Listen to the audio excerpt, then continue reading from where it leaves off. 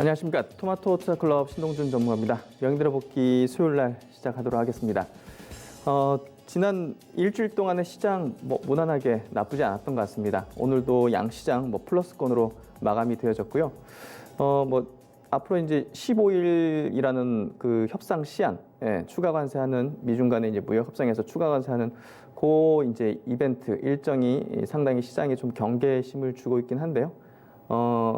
저는 그 모멘텀 일정에 크게 개의치 않고 연말에는 저가 매수 기회를 좀 노리는 게 좋다 계속적으로 말씀드리고 있고요. 사실 오늘도 이제 이따가 신고가 종목들을 좀 소개해드리겠지만 소리 없이 이렇게 강한 종목들이 있습니다. 그리고 이제 시중의 유동성이 굉장히 풍부한 상태이기 때문에 이것이 어디로 갈 수 있는 명분, 실적이라든지 강한 어떤 트렌드 이런 것들만 발견되고 거기에 쏠리면 시세가 강하게 터지고 있거든요. 그러니까 결국은 시장이 굉장히 나쁘거나 부정적이진 않습니다.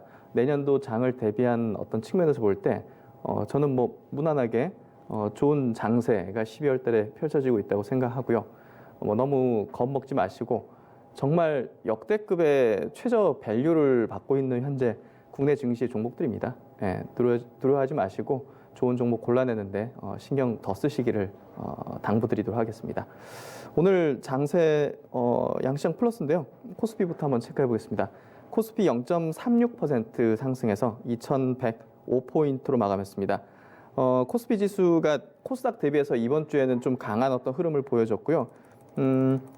여기 이제 빨간 선으로 지난주에도 그대로 그어드렸던 이게 단기 저점선을 좀 지지받으면서 일주일 동안 점진적으로 오른 형태가 나왔고요.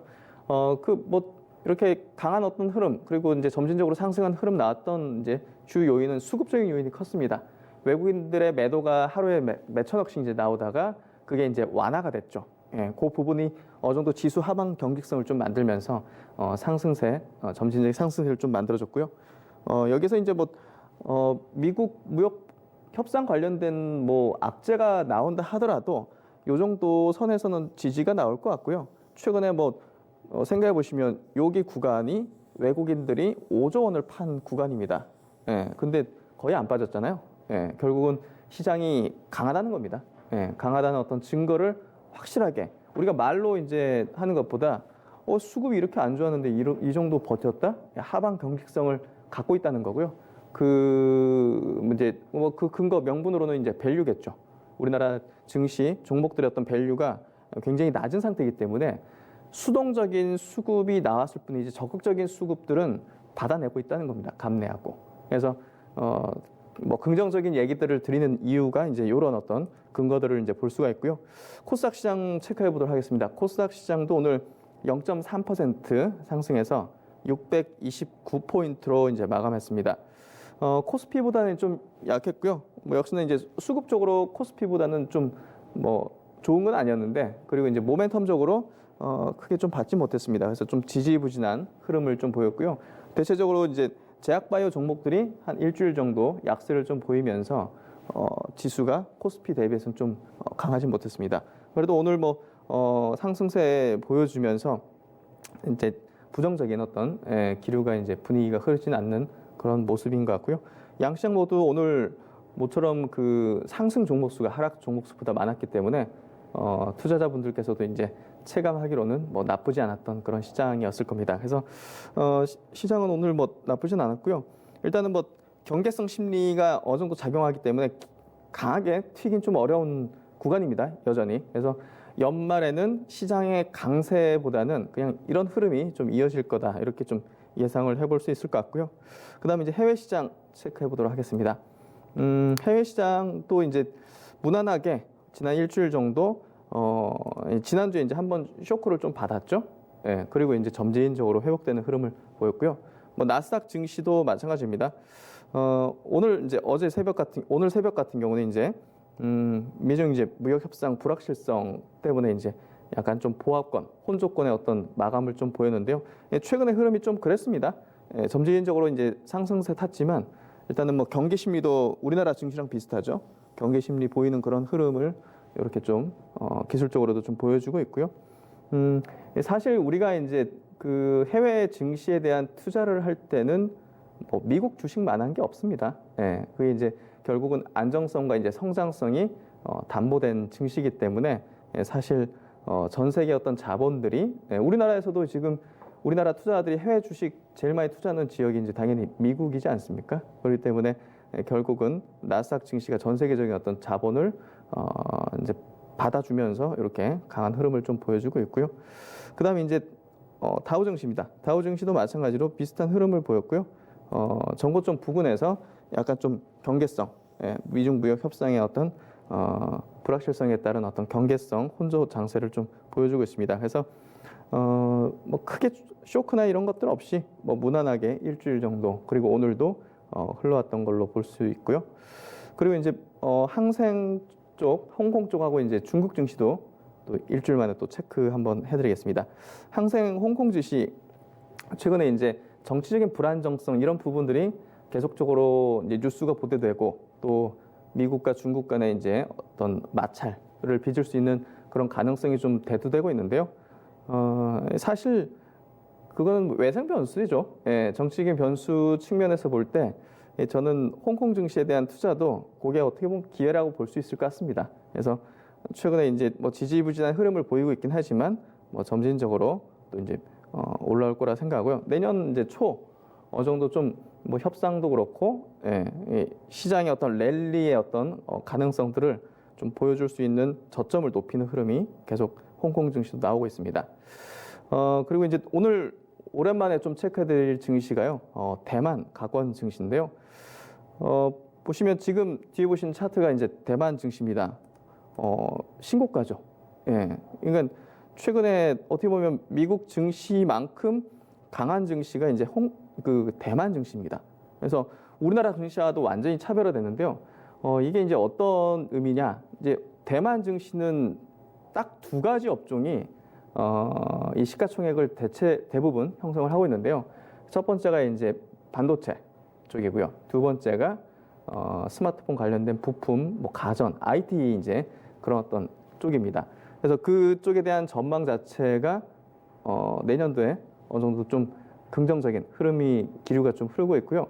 특히나 이제 그 뭐 TSMC 같은 이제 대표적인 반도체 파운드리 업체가 이제 강한 흐름을 보여주고 있으면서 또 이제 애플발 호재, 내년도에 대한 스마트폰 시장의 어떤 성장 기대감, 성장 전망이 예측되기 때문에 이 대만 증시가 다른 증시 대비해서 상당히 강한 흐름을 보여주고 있다는 겁니다. 그래서 이것도 보시면 뭐 우리나라 증시에서도 이 IT 관련된 세트 업체들, 부품 그런 업체들이 최근에 신고가를 내는 걸 좀 유심히 보시면 좋을 것 같고요. 이렇게 글로벌적으로 동조화되고 있는 이 트렌드를 좀 유심히 봐야 될 것 같습니다. 그래서 해외 증시 오늘은 이제 이 대만 증시까지 좀 체크를 했는데요. 수급을 한번 체크해 보도록 하겠습니다. 수급은 이제 최근에 일주일 정도 변화가 좀 크게 있는 부분이 있습니다. 외국인들이 이제 지난주까지 거의 20거래일 동안 5조 원을 코스피 시장에서 순매도했습니다. 근데 이제 지난 일주일 동안은 뭐 매수도 한 이틀 정도 하면서 수급이 굉장히 좀 좋아졌습니다. 그래서 그 아람코 상장에 따른 여러 가지 어떤 외국인 매물들이 어느 정도 소화되고 있는 게 아닌가 싶고요. 이 부분이 결국은 연말에 그래도 긍정적인 어떤 흐름으로 좀 보여지는 것 같습니다. 개인들이 오히려 이제 매도를 하고 있습니다. 오히려 개인들의 어떤 매도 그리고 이제 기관들 매수가 이제 나오면서 오늘도 마찬가지로 수급적으로는 이제 기관의 매수가 좀 잡혀 있고요. 뭐 연말로 갈수록 뭐 이 흐름이 좀 유지된다면 지수는 뭐 크게 빠질 어떤 부분은 없을 것 같고요. 코스닥 쪽도 한번 보겠습니다. 코스닥이 이제 지난 12월 6일 날 오늘도 이제 외국인들이 매수를 했는데요. 오늘도 이제 222억 정도의 외국인 매수를 했는데 지난 12월 6일 날 2천억 넘는 수준의 순매수를 했습니다. 그래서 외국인 수급이 이제 코스닥 시장에서도 좀 변화가 좀 감지되는 것 같고요. 개인들의 어떤 양도세의 회피 물량들이 중순 이후로는 조금 본격적으로 좀 출회될 가능성이 높기 때문에 지수 단에서는 코스피보다는 좀 약할 겁니다. 근데 오히려 이제 우리가 저가 매수할 수 있는 그런 기회들은 코스닥 쪽에 더 많겠죠. 그래서 코스닥 쪽을 조금 더 이제 눈여겨 보시고요. 정배열로 돌아선 아까 이제 뭐 스마트폰 부품이라든지 그런 쪽은 저가 매수를 해볼 수 있는 그런 기회가 연말에 상당히 있을 걸로 예상이 됩니다. 그리고 이제 외국인의 중요한 어떤 수급적인 변화를 또 한 가지 체크를 해드리면요, 선물입니다. 예. 그러니까 최근에 외국인들이 많이 팔았지 않습니까? 주식을 많이 팔았는데도 불구하고 선물 쪽에서는 오히려 이제 대량으로 최근 들어서 4거래일 연속 순매수를 하고 있습니다. 내일이 이제 선물 옵션 만기인데요. 내일 요 물량들이 이제 출회되지 않고 이제 어떻게 보면 롤오버 된다면 내년도에 대한 장세를 상당히 긍정적으로 바라볼 수 있을 것 같고요. 여기 보시면 최근에 오늘도 3,700억 정도 외국인들이 선물 순매수를 했고요. 4일 연속 대량으로 좀 순매수하는 그런 흐름을 보여주고 있습니다. 그래서 이 선물이라는 거는 뭐 결국 뭐 여러 가지 그 포지션들이 겹쳐 있긴 한데요. 상품들도 그렇고. 근데 이 정도의 규모라면 사실 뭐 방향성에 대한 어떤 베팅들이 들어왔다고 좀 볼 수 있을 것 같고요. 내일 만기이기 때문에 이제 내일 요 물량들이 어떻게 되는지가 중요할 것 같습니다. 그래서 다음 주 명의대로 복귀 시간에 조금 더 확실하게 이 흐름, 이 선물 포지션의 흐름에 대해서 말씀드릴 수 있을 것 같고요. 뭐 일단은 긍정적인 기류입니다. 그래서 전체적으로 이제 글로벌 시장, 국내 시장 그리고 수급적인 측면에서도 연말에 뭐 크게 문제 없이 흘러가고 있다 이렇게 보시면 될 것 같고요. 그다음에 이제 종목 업종 쪽으로 한번 들어가 보겠습니다. 오늘 그래도 무난하게 업종들 대체적으로 상승하는 업종이 많았는데요.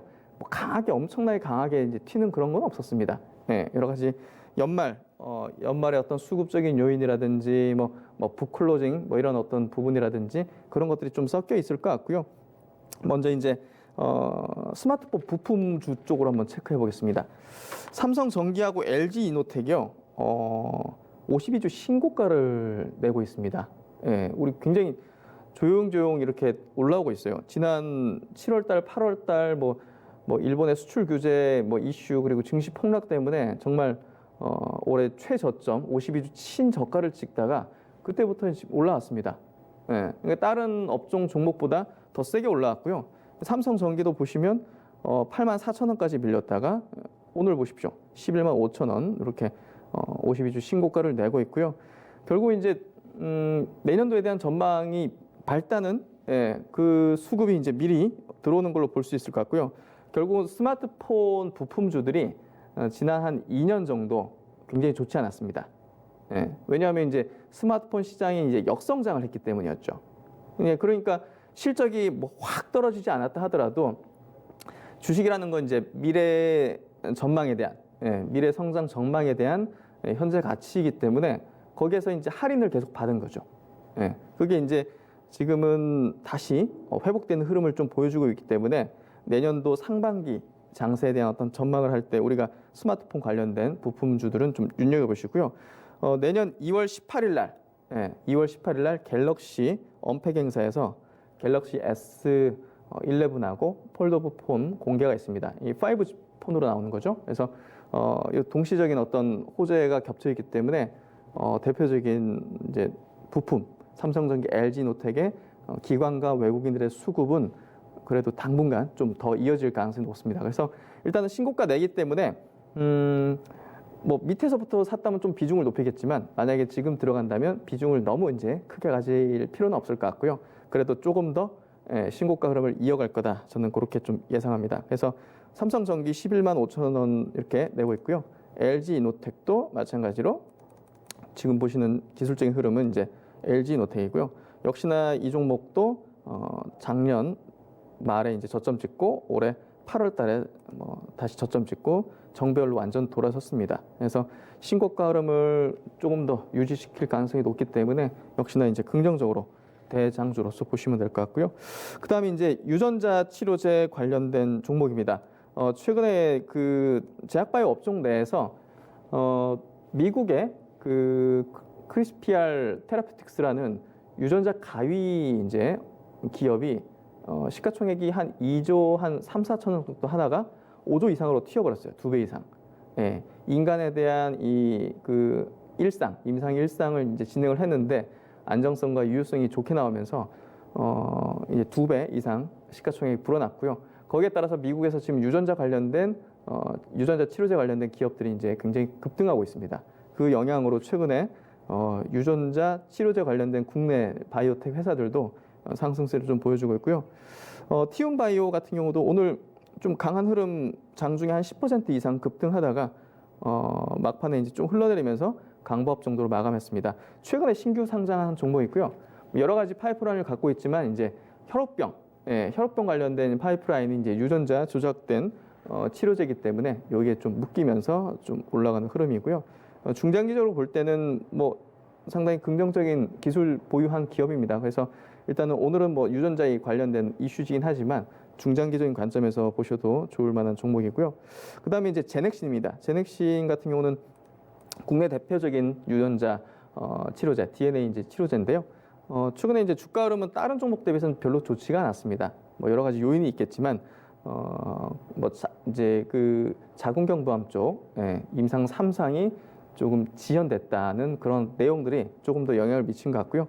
오늘은 1.8% 오르면서 그래도 그런 어떤 영향들을 좀 받는 것 같습니다. 바이오 업종 내에서도 지금 연말에 크게 오르지 못했지만 그래도 잠재력을 크게 갖고 있는 그런 기업 중에 하나고요.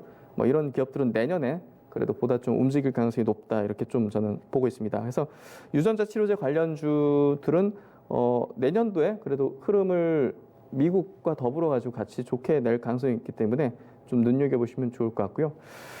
그리고 이제 국내 이제 대표 IT 두 종목입니다. 삼성전자, SK하이닉스를 좀 체크를 해드릴게요.